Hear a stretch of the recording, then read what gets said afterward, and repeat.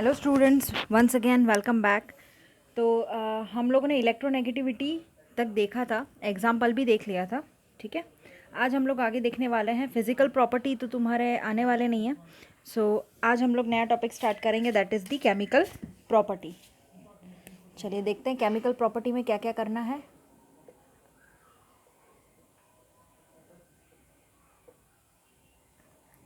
Chemical properties में आप देखोगे कि आपके पास, हमें ये बात पता है कि हैलोजन एटम होता है, Cl है, F है, Br माइनस है। तो ये सब क्या होता है, नेगेटिव, मतलब -1 ऑक्सीडेशन स्टेट लेते हैं। ठीक है, तो halogens always contain what, halogens always it contain -1 oxidation state. Clear. जैसे कि क्लोरीन है तो Cl माइनस लिखते हैं, ब्रोमीन है Br माइनस, आयोडीन है I माइनस। ओके, अब इन सब पे भी आपको पता है कि इनका ऑक्सीडेशन स्टेट, ये इसके चार्ज हुए हैलोजेंस पे -1 का ऑक्सीडेशन स्टेट आता है।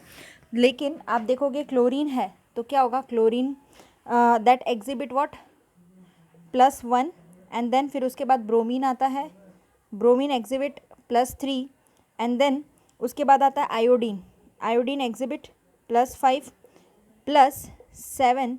State also explain below. अब ये सारे स्टेट्स भी आपको आगे मैं अभी जस्ट समझाने वाली हूँ, +3 +5 +7। ओके, तो आप समझ जाओगे कि हैलोजन एटम में किस टाइप में एक्साइटेशन होता है। यानी ऑलवेज ये याद रखना, हैलोजन -1 ऑक्सीडेशन स्टेट होता है क्योंकि उसमें charge negative, Cl minus, Br minus, I minus. ऐसे chlorine, bromine, iodine also it exhibit +1 +3 +5 +7 oxidation state, जो कि मैं आपको अभी बताती हूँ कैसे। जैसे कि सपोज करो हम एक हैलोजन एटम ले रहे हैं, यहाँ पे आपको पता है कि हम हैलोजन एटम लेते हैं। अब हैलोजन एटम हम ग्राउंड स्टेट में ले रहे हैं। क्लियर। चलिए तो देखते हैं, ग्राउंड स्टेट की बात हो रही है। अदर देन फ्लोरीन, याद रखना, other than fluorine. Okay, fluorine के अलावा, तो फ्लोरीन के अलावा आप देखोगे मैंने यहाँ पे क्या किया है, NS ऑर्बिटल बनाया है। फिर यहाँ पे क्या किया है मैंने, यहाँ पे P ऑर्बिटल बनाया है, NP। तो NS के बाद यहाँ पे ND आएगा, ND बनाना है हमें इसमें, क्योंकि 1 2 3 4 5, 1 2 3 4 5, ठीक है। ND बनाओ। अब आपको पता है कि D में 5 ऑर्बिटल्स होते हैं, और यहाँ पे NS, NP और ND बनेगा। वेट, यहाँ पे पहले एक काम करते हैं, डायरेक्ट नहीं लेना, NS NP और उसके बाद यहाँ बनाते हैं ND। ठीक है, बनाना तो हमें तीनों ही है, NS NP और ND। अब देखो, अदर देन फ्लोरीन बोला है हैलोजन एटम ग्राउंड स्टेट में, तो आप उसमें क्या होता है, एक अनपेयर्ड इलेक्ट्रॉन अकाउंट फॉर -1 और +1 ऑक्सीडेशन स्टेट। जैसे कि आपको पता है NS में 2 आएंगे ही, NS2, और NP में कितने आएंगे, आप जानते हो कि हमें टोटल कितना है, फ्लोरीन, अदर देन फ्लोरीन बोला है, तो यहाँ पे ये 2 हो गए। अब यहाँ पे हम फिर P वाला स्टार्ट करेंगे भरना। ओके, तो चलो देखते हैं, यहाँ पे पहले यहाँ पे 1 2 3 3, ये 3 हुए, 4 5, 2 2 4 और 1 5 6 7 7 हुए। अब टोटल कितने हुए, 7। तो देखो ये +7 का ऑक्सीडेशन स्टेट आपका यहाँ पे कंप्लीट हो जाता है। ठीक है, अब ये 7 ऑक्सीडेशन स्टेट क्यों बोला है आपको, देखो हैलोजेंस जो है उनमें आप जनरली हम क्या देखते हैं, 17 ग्रुप वाले 7 इलेक्ट्रॉन्स होंगे। फ्लोरीन में भी आप देखो, उसका इलेक्ट्रॉनिक कॉन्फ़िगरेशन देखोगे तो उसमें भी आपको देखने को मिलेगा आउटर मोस्ट में। तो एक अनपेयर्ड इलेक्ट्रॉन अकाउंट फॉर, अगर मान लो एक भी अनपेयर्ड इलेक्ट्रॉन यहाँ पे प्रेजेंट है तो आपको इसमें क्या करना है, 7 हैलोजन है तो 7, हैलोजन का मतलब ही 7 आता है। तो इसमें आप क्या कहोगे, ये सारे जो है उसमें 7 इलेक्ट्रॉन्स को आपको फिलअप कराना है। ओके, है ना। तो हम क्या करेंगे, अभी जो हम इलेक्ट्रॉनिक कॉन्फ़िगरेशन देखने वाले हैं केमिकल रिएक्टिविटी के अकॉर्डिंगली, तो उसमें हम सब में 7, क्योंकि +7 मैक्सिमम है हैलोजन के केस में, तो +7 ऑक्सीडेशन स्टेट मैक्सिमम हम लेते हैं। तो पहले देखो NS भरा, फिर NP भरा, NP में कंप्लीट किया। तो NP जब भरा तो आपको पता चलता है ND हमारा खाली रहेगा। अब यहाँ पे क्या है, अगर मान लो आपका एक ही अनपेयर्ड इलेक्ट्रॉन आ रहा है, ये देख रहे हो आप, ये अनपेयर्ड इलेक्ट्रॉन कितना है, 1 है। ओके, तो अगर मान लो एक अनपेयर्ड एक अनपेयर्ड इलेक्ट्रॉन का मतलब क्या हुआ, उसका मतलब ये हुआ दैट अकाउंट्स, ये क्या बताता है, दैट इज -1 और +1 ऑक्सीडेशन स्टेट। एक है ना, तो ये -1 और +1 ऑक्सीडेशन स्टेट आपको अकाउंट में बताएगा, समझ गए। यानी इस हिसाब से बोलेगा कि इसका +1 या -1 ऑक्सीडेशन स्टेट हो सकता है। अब क्या किया, ये हमारा ग्राउंड स्टेट था, ये हमारा ग्राउंड स्टेट था। अब हम एक्साइटेड स्टेट देखेंगे, तो पहला एक्साइटेड स्टेट देखते हैं, तो that is the first excited state. Okay, first excited state मतलब अब क्या करेंगे, इलेक्ट्रॉन को जंप कराएंगे दूसरे स्टेट पे। तो चलो अब यहाँ पे ये पहले NS, फिर यहाँ पे NP, फिर यहाँ पे ND। क्लियर, 1 2 3 4 5। ओके, तो ये बना दिया। अब हमारे पास क्या है, NS तो कम्प्लीटली फिल्ड पहला। अब हम क्या करेंगे, देखो P का एक इलेक्ट्रॉन ना अब D में जंप कराएंगे, क्योंकि एक तो जाएगा ही जाएगा, एक्साइटेड स्टेट हो चुका है। ओके, तो यहाँ पे क्या होगा, देखो 1 2 3 4, और एक जो इधर इलेक्ट्रॉन जो बचा था उसको हम लोग एक्साइटेड स्टेट में डालते हैं, दैट मीन्स अब D में चला गया, समझ गए। तो देखो 1 2 3 4 5 6 7, 7 तो है ही टोटल, आया समझ में, 7 तो है टोटल।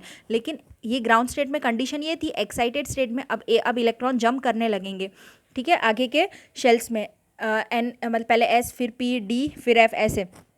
तो अब इसमें कितने अनपेयर्ड इलेक्ट्रॉन हुए, तो देखो ये रहा unpaired electron, that is 1 2 3, 3 unpaired electron है, और बाकी ये सब तो क्या है, पेयर में है। ओके, तो यहाँ पे इसका मतलब क्या हुआ, 3 अनपेयर्ड इलेक्ट्रॉन्स, ठीक है। इसका मतलब क्या हुआ, that account for what, +3 oxidation state. इसका मतलब इसमें +3 ऑक्सीडेशन स्टेट के चांसेस हैं, समझ गए आप लोग। उसके बाद आता है सेकेंड एक्साइटेड स्टेट, तो चलो देखते हैं second excited state. Second excited state में भी वही करना है, NS NP और फिर ND। Okay, clear. चलो अब हम वापस इसमें, यहाँ पे अब एक गया था, तो हम यहाँ पे अब वापस 2 को एक्साइट कराते हैं। अब यानी ये जो कंडीशन है ना, इसमें से एक ये वाला इलेक्ट्रॉन भी निकल के इधर आएगा, समझ गए। तो यहाँ पे अब कितने हो गए, 2। तो अब देखो अनपेयर्ड इलेक्ट्रॉन्स अब कितने बचे, 1 2 3 4 5। तो यहाँ पे क्या है, 5 अनपेयर्ड। मतलब आप जितने एक्साइटेड, इनको जितने एक्साइटेशन में लेके जाओगे उतने उतने नंबर ऑफ इलेक्ट्रॉन्स जो हैं वो आगे आगे बढ़ते जाएंगे, अलग अलग SPDF के अकॉर्डिंगली। तो 5 अनपेयर्ड इलेक्ट्रॉन का मतलब that account for what, +5 oxidation state. Clear हो गई बात, है ना। अब लास्ट आता है, that is the third excitation state, that is third excitation. ये समझ में आ गया आप लोग को। अब यहाँ पे मैं थर्ड एक्साइटेशन स्टेट बताती हूँ कैसे करना है। वापस वही कंडीशन फुलफिल होगी, तो that is third excited state. Third excited state, तो सबसे पहले NS को बना के देखते हैं, फिर NP बनाते हैं 3 और फिर ND करते हैं 1 2 3 4। ये कंप्लीट हुआ। अब वापस 1 2, देखो अब क्या होगा यहाँ पे थर्ड एक्साइटेशन स्टेट में, एक चीज़ मैं आपको बताऊँ कि अब हमारे पास, हमने देखा था उसमें टोटल 5 अनपेयर्ड इलेक्ट्रॉन्स थे कि नहीं, 5 अनपेयर्ड इलेक्ट्रॉन्स है ना, थे। अब थर्ड एक्साइटेड स्टेट में जब हम लोग पहुँच गए, तब आपको पता चलेगा कि पहले हमने 1 के लिए बनाया है, देखो याद करो, पहले हमने 1 के लिए बनाया, फिर 3 के लिए बनाया, फिर मैंने 5 के लिए बनाया है, फिर मैंने आपको अभी सेकेंड एक्साइटेड स्टेट में मैंने आपको +5 ऑक्सीडेशन स्टेट तक के लिए आपको बताया था, और अब मैं +7 के लिए बना रही हूँ। ओके, दैट मीन्स कि मुझे 7 जितने अनपेयर्ड इलेक्ट्रॉन चाहिए, समझ गए, 7 जितने अनपेयर्ड इलेक्ट्रॉन चाहिए। ओके, तो क्या करना पड़ेगा मुझे, मेरे पास तो कितने हैं, मेरे पास तो टोटल यहाँ पे ये कितने हैं, 7 ही है। 2 2 2 4 5 6 7, ऐसे तो देखे तो 7 ही है ना हमारे पास, ठीक है। तो अब हम इसको क्या करेंगे, बड़ा हमें एक्स्ट्रा करना पड़ेगा अब अनपेयर्ड इलेक्ट्रॉन के लिए। तो देखो क्या करना है इसमें, सबसे पहले तो 1 2 3 4 5 6, यानी 6 तो यही हो गए, 7 8 और ये 9। अब हमें 9 इलेक्ट्रॉन्स लेने पड़ेंगे थर्ड एक्साइटेड स्टेट में। ओके, यानी अब हम क्या कर रहे हैं, 2 और को एक्साइट करा के यहाँ पे s ऑर्बिटल में 3 लेकर आ रहे हैं। यानी कि देखो, इसका मतलब ये हुआ कि 2 तो ऑलरेडी हमारे पास पेयर में पड़े रहेंगे और इसमें हमें देखो कितने चाहिए, 7 अनपेयर्ड चाहिए। तो दैट इज़ दी, ये पहला 1 2 3 4 5 6 7। अब यानी ऐसे टोटल कितने हुए आपके, 7 number of unpaired electron, 7 number of unpaired electron हुए। समझ गए? साथ हमें पहले देखो हमने 3 अनपेयर्ड इलेक्ट्रॉन का किया, फिर पहले हमने 1 का किया, फिर 3 का किया, फिर 5 का किया, फिर 7 का किया। तो 7 नंबर ऑफ अनपेयर्ड इलेक्ट्रॉन हुए। दैट मीन्स कि ये दोनों तो स्टार्टिंग में ये दोनों कैसे हैं बेटा, ये पेयर्ड में है, लाइक इन दिस वे, ऐसे। तो ये क्या होगा, पेयर्ड कहलाएगा। समझ गए? आया समझ में? ये क्या है, पहले पेयर्ड में है। अब बाकी के लिए मुझे क्या करना पड़ा, इसको एक्साइट करा के 7 अनपेयर्ड इलेक्ट्रॉन देना पड़ा। ओके, तो अब यहाँ पे 7 अनपेयर्ड इलेक्ट्रॉन इसी वे में हम बनाएंगे। ओके, और दैट मीन्स क्या हो गया, ये एग्जिबिट करेगा +7 ऑक्सीडेशन स्टेट। ओके, सो ये आपको अच्छे से आ जाना चाहिए। केमिकल रिएक्टिविटी का ट्रेंड के हिसाब से ही मैं आपको समझा रही हूँ। कोई भी प्रॉब्लम डाउट हो तो आप मुझसे पूछ सकते हो। क्लियर? ओके, सो आगे देखते हैं इसमें कि देखो जितना ज़्यादा हायर ऑक्सीडेशन स्टेट होगा, जैसे कि +1 3 5 7 ऐसे हमने देखा, जितना ज़्यादा हायर ऑक्सीडेशन स्टेट होगा, क्लोरीन है, ब्रोमीन है, आयोडीन का, दैट आर रियलाइज्ड मेनली, उसमें आप देखोगे कि हेलोजेंस जो होता है ना, वो कॉम्बिनेशन फॉर्म में होता है स्मॉल एलिमेंट्स के साथ, जैसे कि हाईली इलेक्ट्रोनेगेटिव फ्लोरीन है एंड ऑक्सीजन एटम है। तो ज़्यादा से ज़्यादा है ना, सारे एलिमेंट्स क्या करना चाहते हैं कि हाईली इलेक्ट्रोनेगेटिव एलिमेंट्स के साथ अपना बॉन्डिंग बनाना चाहते हैं, जैसे कि जिसे हम कहते हैं, और उसके बाद क्या करते हैं, ऑक्साइड का फॉर्मेशन करते हैं। ओके, यानी कि जहाँ पे ऑक्साइड आएगा, जैसे कि एक एग्जांपल ले लूँ, ऑक्सो एसिड का ही है, जैसे या हम इसको कहते हैं inter halogens, that means intermixing of halogens. यानी कि इसमें क्या होगा, हेलोजन ग्रुप के साथ कोई ना कोई दूसरा एलिमेंट अटैच्ड होगा, और हम कह सकते हैं oxide and oxo acids, oxides and oxo acids.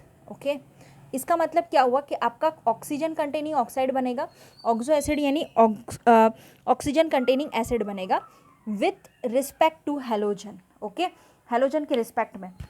तो ये सारे क्या हैं कि इंटर हेलोजन ऑक्साइड का फॉर्मेशन बनाता है, इलेक्ट्रोनेगेटिव एलिमेंट्स ज़्यादा से ज़्यादा जुड़ना चाहता है।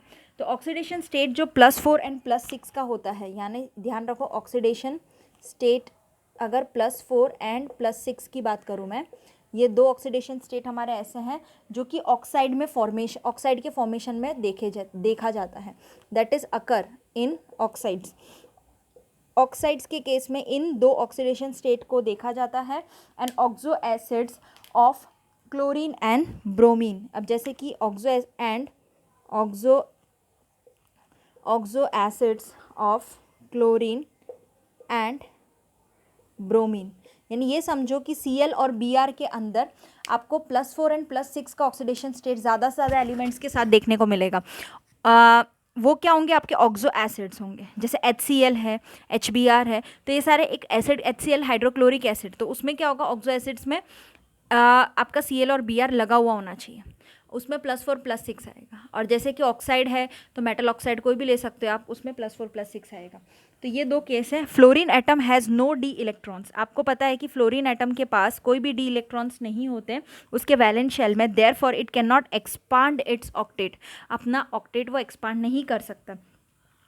और इस वजह से है ना, बहुत ज़्यादा being the most electronegative, okay, and it's exhibit only -1 oxidation state. तो याद रखो, फ्लोरीन के केस की बात कर रही हूँ मैं, याद रखो फ्लोरीन की केस की बात कर रही हूँ, तो फ्लोरीन में -1 ऑक्सीडेशन स्टेट होता है। और ये क्यों होता है, ये आपको पता चल गया है ना, क्योंकि जो हमारे पास जो फ्लोरीन है हमारा, वो क्या करता है कि उसमें डी ऑर्बिटल प्रेजेंट नहीं होते, इस वजह से वो उसके वैलेंस शेल में अपना जो ऑक्टेट है वो एक्सपांड नहीं कर सकता, और इस वजह से वो मोस्ट इलेक्ट्रोनेगेटिव बन जाता है, -1 ऑक्सीडेशन स्टेट कैरी करता है।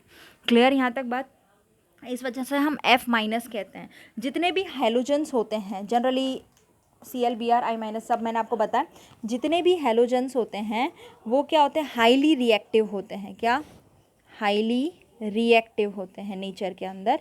ओके, तो इतने ज़्यादा रिएक्टिव होते हैं, मतलब ये है ना, मेटल्स के साथ रिएक्ट करते हैं, नॉन मेटल्स के साथ रिएक्ट करते हैं हैलाइड का फॉर्मेशन के लिए। यानी जो भी हमारे पास है इलेक्ट्रोनेगेटिव एटम्स हैं, तो वो क्या करेंगे कि वो जो है हैलोजेंस जो है वो क्या करते हैं, they react with metals, metals के साथ, नॉन मेटल्स के साथ रिएक्ट करने के बाद क्या देते हैं, हैलाइड्स देते हैं। ठीक है, हैलाइड्स का फॉर्मेशन करते हैं।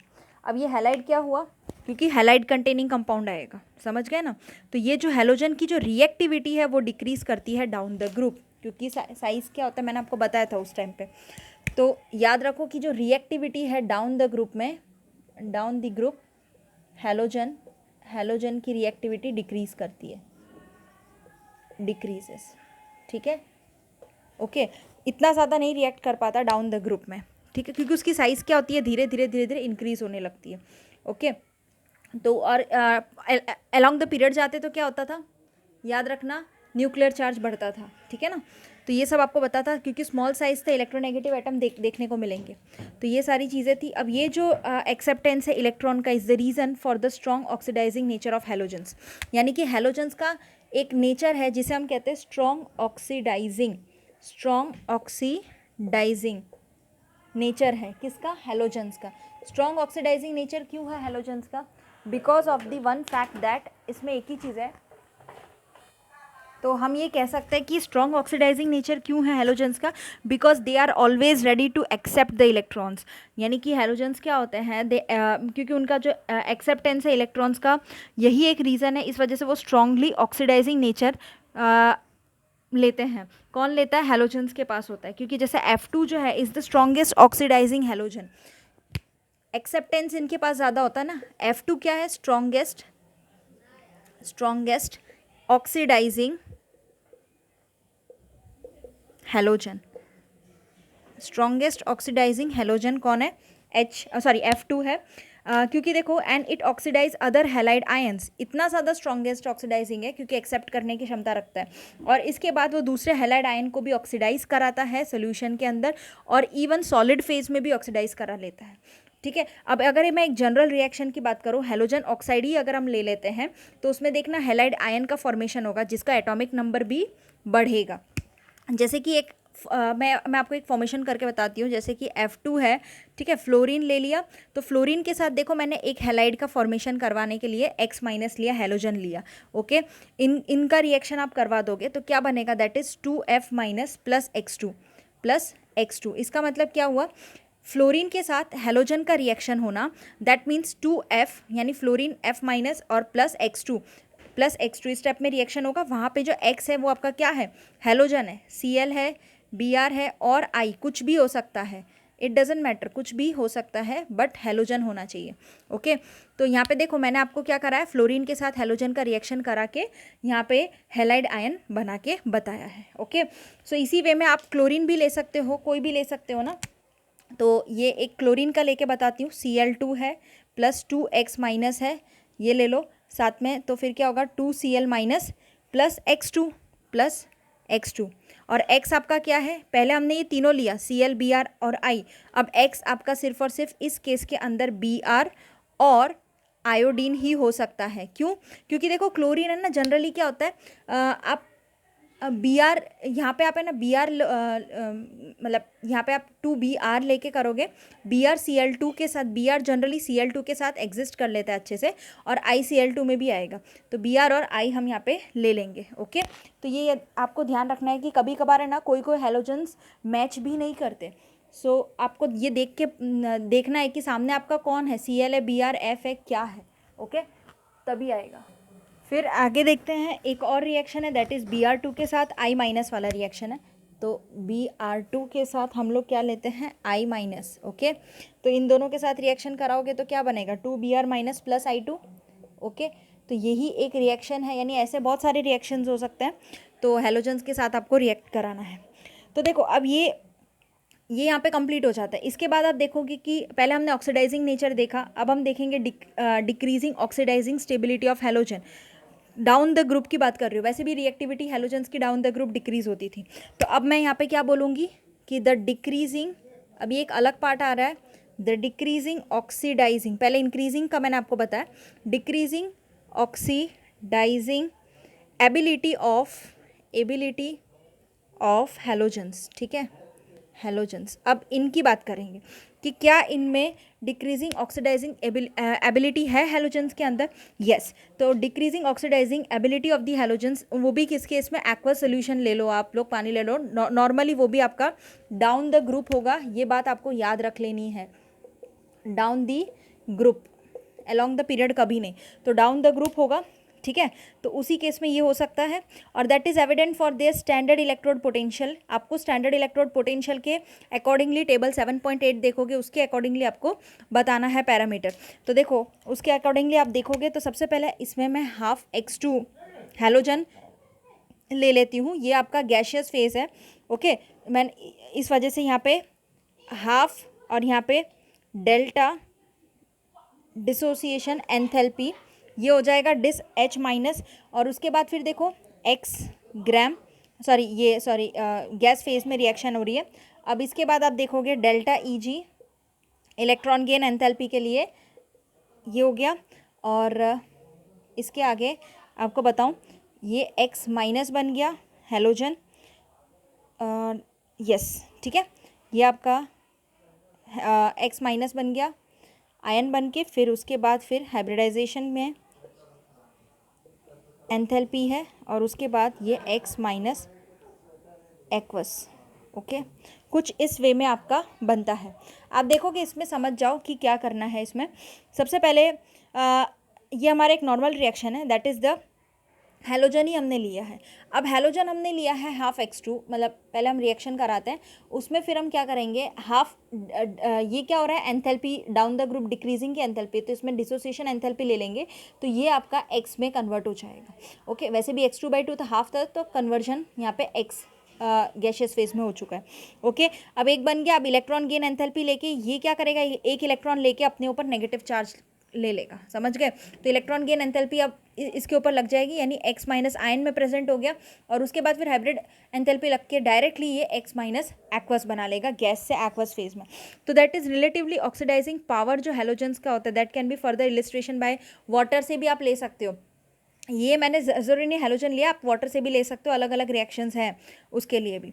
तो इसमें आपको इतना ही ध्यान रखना है, ये रिएक्शन आपको इतना बताता है कि हैलोजेंस को हम तोड़ सकते हैं आयंस के अंदर में भी, but in gas phase only, समझ गए। तो दैट इज़ व्हाट, हमें एंथैल्पी की वैल्यूज़ लेनी पड़ती है अलग अलग अलग, खाली बताने के लिए बोला है।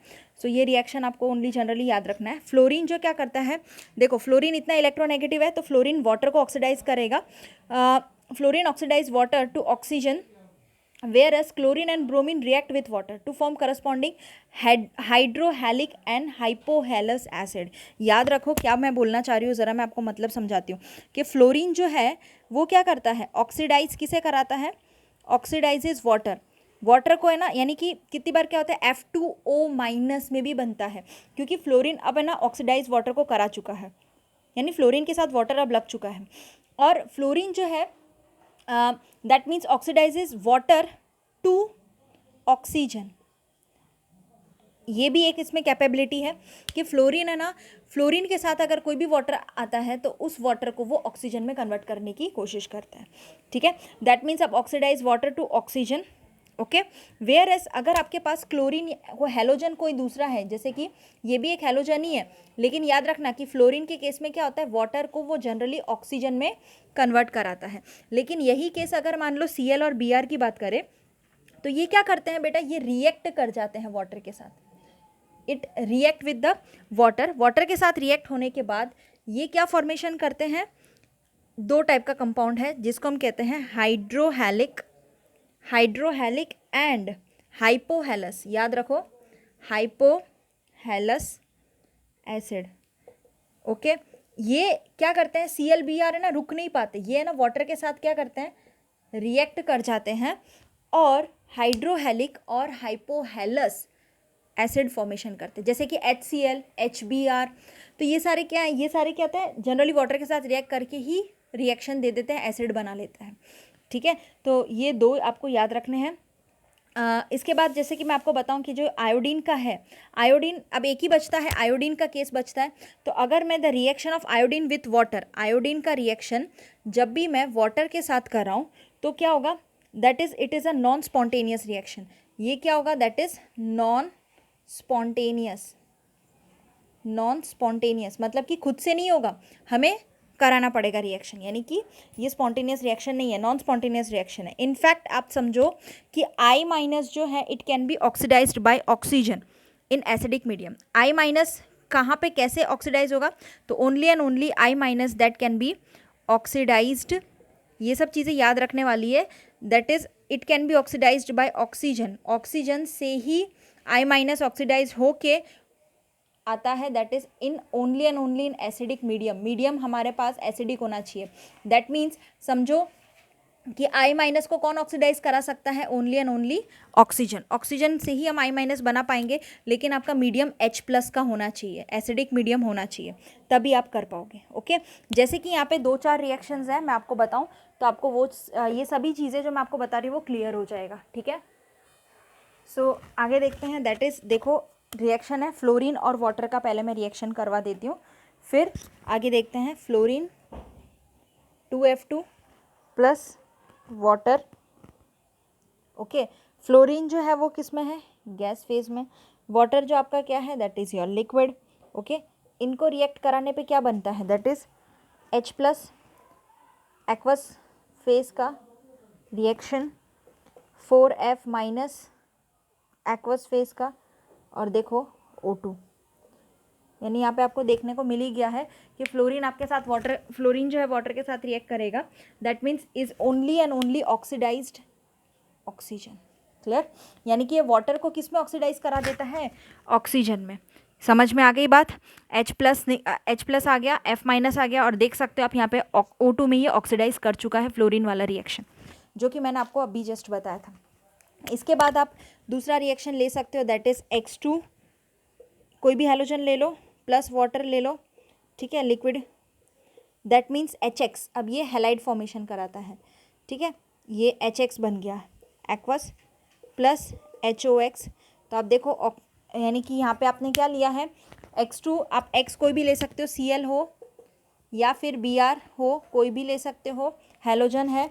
आप Cl Br को मैंने आपको बोला था, Cl हो या Br हो, इसको आप वाटर के साथ रिएक्ट कराओगे तो आपका क्या बनेगा, HX प्लस HOX। यानी कि मैंने आपको बताया था कि हाइड्रोहेलिक और हाइपोहेलस एसिड, तो जब भी आप वाटर के साथ रिएक्ट कराते हो तो हाइड्रोहेलिक एसिड बनता है। यानी इसका मतलब यही होता है हाइड्रोहेलिक एसिड, हाइड्रोहेलिक, इसको हम हाइड्रोहेलिक एसिड भी कहते हैं और इसको हम हाइड्रोहेलाइड भी कहते हैं, हेलाइड भी कहते हैं, क्योंकि एक्स क्या है, हेलाइड है। तो ये आपको याद रखना है। और हाइपोहेलस एसिड, अगर इसमें ये ऑब्वियसली आप देख सकते हो यहाँ पे कि यहाँ पे क्या है कि HX बन गया है और उसके बाद जो बचा HOX, that is what, hypo यानी हाइपो यानी ऑक्सीजन का लगना, हाइपोहेलस एसिड दो फॉर्मेशन दे देता है। अगर इसका मैं नॉर्मल एक रिएक्शन आपको करके बताऊं तो यहाँ पे अब चलो एक काम करते हैं, Cl2 ले लेते हैं और वाटर ले लेते हैं, तो क्या बनेगा, यहाँ पे समझ जाओ, HCl, ये एसिड बन गया HCl प्लस HOCl, इसको क्या बोलते हैं, हाइपोहेलस एसिड। ठीक है, तो ये सब याद रखना है आपको कि इसी वे में इसका ही सेम ये रिएक्शन मैंने आपको बताया है करने, मतलब कैसे वाटर के साथ रिएक्शन होता है और क्या बनता है। अब एक ही बचा, दैट इज़ योर आयोडीन। ठीक है, तो आयोडीन है, उसका मैंने आपको बोला था, आयोडीन हमेशा याद रखो एसिडिक मीडियम में ही बोला था, H प्लस O2। ओके, तो अब आपको पता है कि आयोडीन जो मैंने आपको बोला था वाटर के साथ वो नॉन स्पॉन्टेनियस रिएक्शन है, और वैसे भी I माइनस कब oxidise, I minus can be oxidised by oxygen in acidic medium. Clear, तो यहाँ पे भी आपको पता है कि I2 प्लस वाटर, देखो आयोडीन जो बना है I माइनस को सिर्फ और सिर्फ ऑक्सीजन ही ऑक्सीडाइज करा सकता है, देन किस में, वाटर में। Okay, and only by acidic medium. तो ये था acidic medium H plus. Okay, तो I minus that can be oxidise by oxygen only, तो I माइनस को देखो ऑक्सीजन ही ऑक्सीडाइज करा सकता है in an acidic medium H plus. Okay तभी जाके ये रिएक्शन आपका पॉसिबल है। और just the reverse of the reaction observe with fluorine, इसी का आपको है ना रिवर्स रिएक्शन फ्लोरीन के साथ देख लेने का। यानी कि यहाँ पे आप क्या कर दो, इसका रिवर्स रिएक्शन देखो, ये रहा, इसका रिवर्स रिएक्शन करके बताती हूँ, मतलब उल्टा ले लो, इसको पहले ले लो, फ्लोरीन के साथ कर दो, तो 2F2 plus 2 times water, that means इसका देखो रिवर्स रिएक्शन यही हो गया ना, क्या बनेगा, दैट इज़ 4H प्लस, यानी H प्लस यहाँ अब नहीं बनेगा, दैट इज़ अब क्या बन जाएगा F माइनस और 4 टाइम्स हमारे पास H plus plus O2। Okay इस वे में रिएक्शन फ्लोरीन के साथ भी पॉसिबल है। क्लियर? तो आई होप आपको ये अच्छे से क्लियर हो गया होगा। बट जनरली हम ये रिएक्शन हम जनरली लेते नहीं हैं, और रिवर्स रिएक्शन आप फ्लोरीन के साथ इसका करवा सकते हो, लाइक इन दिस वे, जैसे मैंने आपको बताया अभी जस्ट। तो आपको ये कंसेप्ट याद रखना है according to fluorine, chlorine and iodine का। मैंने आपको रिएक्शन भी समझा दी है, कोई प्रॉब्लम डाउट हो तो आप मुझसे क्लियर कर सकते हो। ठीक है, एनामोलस बिहेवियर जो फ्लोरीन का है वो हम नेक्स्ट टाइम देखेंगे। आपको कोई भी डाउट हो इस वीडियो रिलेटेड तो आप मुझसे पूछना। Thank you so much students.